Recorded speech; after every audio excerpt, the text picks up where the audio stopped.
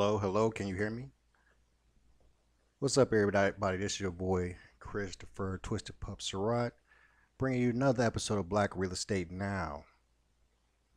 I hope that you guys can hear me.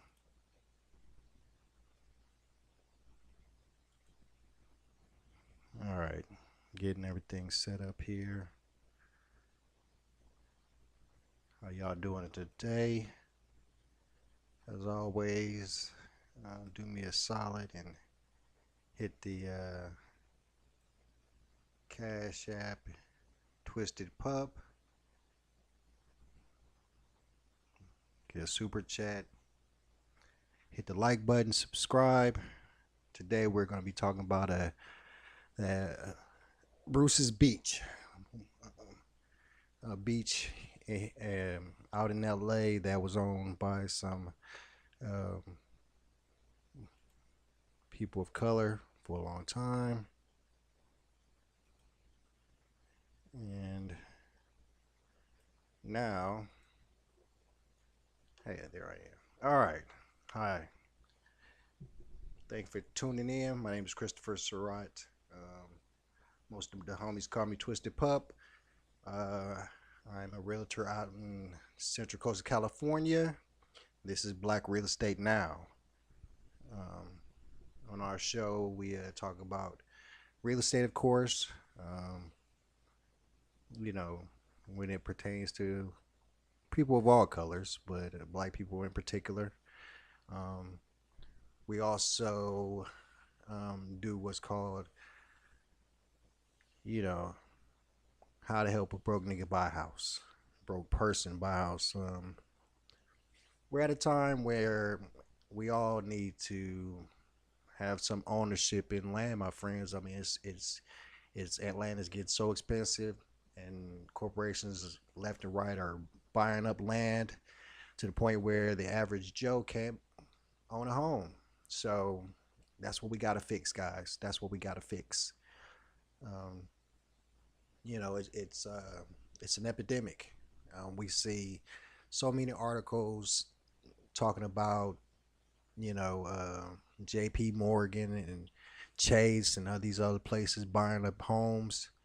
And of course, I always say that when it comes to this, I myself am a hypocrite. I'm a real estate agent, but I do wholesale as well. So we you wholesale and you do real estate for whoever is buying.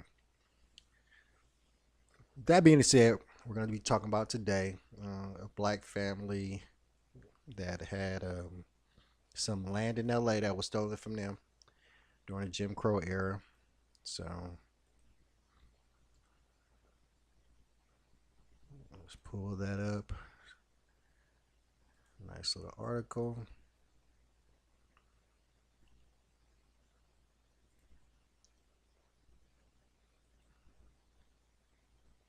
Okay.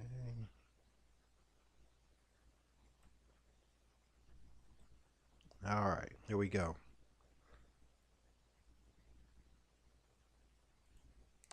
So today we'll be reading from CBS News. Um, Owners of Bruce's Beach want seized from black family to sell land back to LA County. This article is from January 4th, 2023, so it is from today.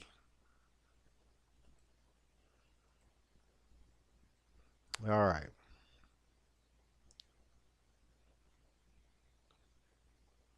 So here we go. Southern California beachfront property that was taken from a black couple through eminent domain a century ago returned to their heirs last year will be sold back to Los Angeles County for nearly 20 million, officials said Tuesday. Excuse me. Mouth kind of dry. Did y'all see that?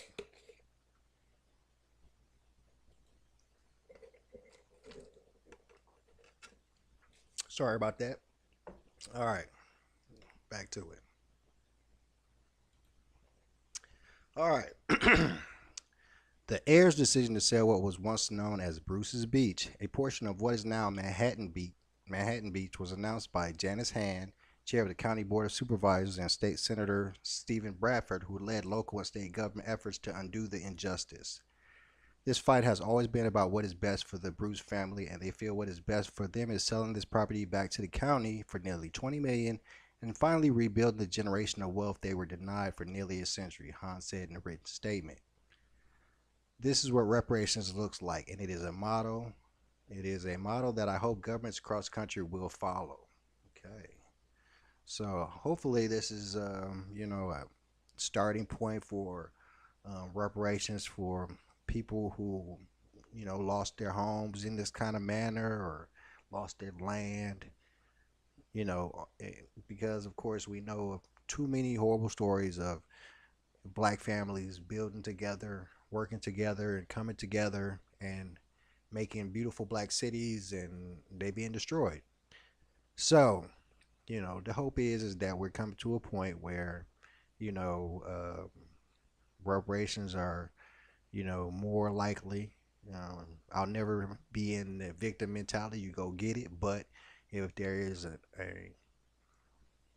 saving grace that you can get that from who your family was or something your family did that was taken from you, then more power to that.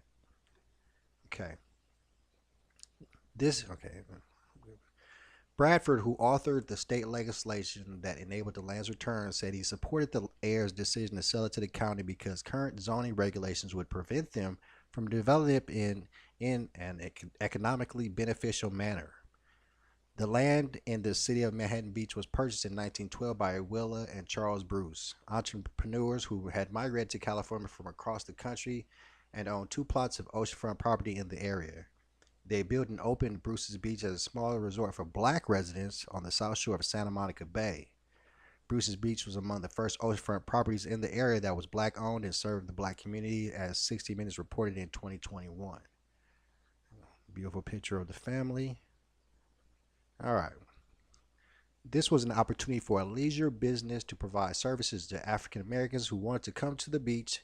Allison Rose Jefferson, a historian whose research focused on the history of black Americans in California beach towns, told 60 Minutes at the time. They would be less harassed in this area because there was this African American business that could provide them with, something to drink or a place to change their clothes, Jefferson said.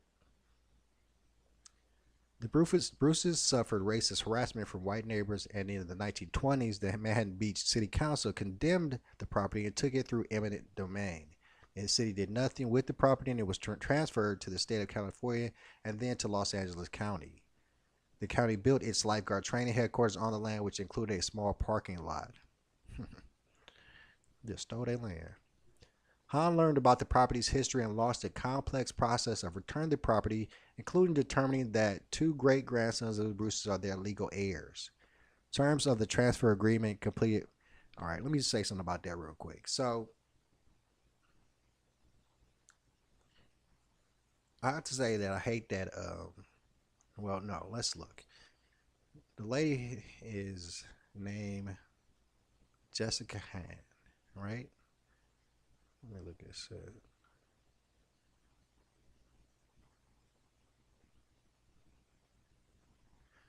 All right, my thing is that what I'm thinking is that I'm on Daza Donut. This young lady who started this and helped did this was white, and which is fantastic. But and there's something I always said, and I hate the fact that we're still at a place in America where sometimes black people need white people to get stuff done.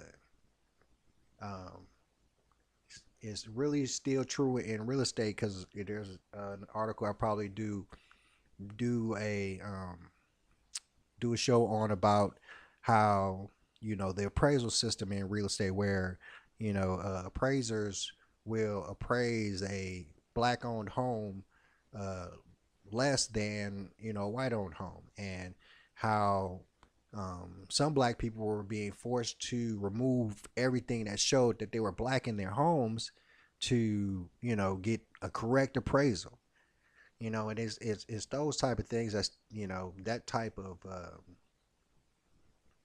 I don't know if it's systematic racism. I would say it's more of a bias than anything else because it's all about who is the person that's doing the praising. But even the fact that that still happens bothers me. All right, let's keep going. Where are we at? Okay, terms of this the transfer agreement completed last June call for the property to be leased back to the county for 24 months, with an annual rent of 413,000 plus all operation and maintenance costs and a possible sale back to the county for nearly 20 million, the estimated value. Los Angeles County officials gave the deed for the Bruce's Beach property to Bruce family members during a ceremony held on the land where the LA County Lifeguard Training Center is now located toward the end of July. It marked the first time that the government made appropriations for land taken from a black family, CBS Los Angeles reported. I'm getting feedback. Sorry about that.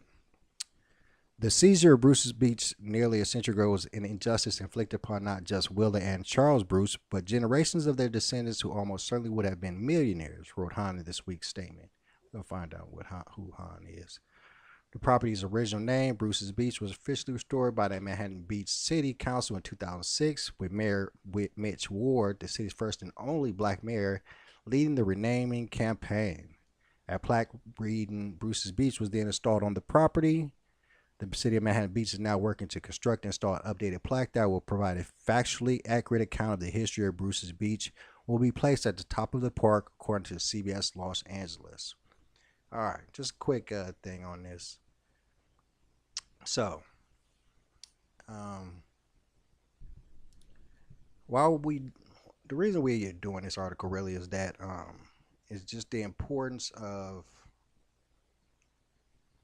of course, the importance of owning land. You know, owning your own land, owning your own home. You know, all those types of things. It just speaks to that the importance of that for me. And and what I'm saying it really is that we have to we we have to all of us have to start the process of you know a family needs a home. That's just the bottom line for anything. Two most important things to a person usually is their home and their car. And if you're renting, you don't own that, and whoever really owns it can do whatever they really want. And that's the whole concept of ownership. Um,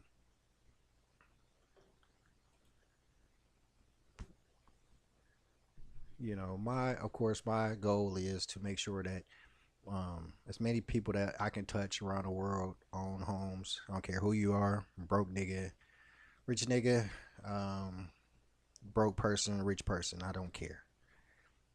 Um, I need I need people to, and black people specifically, to. Um,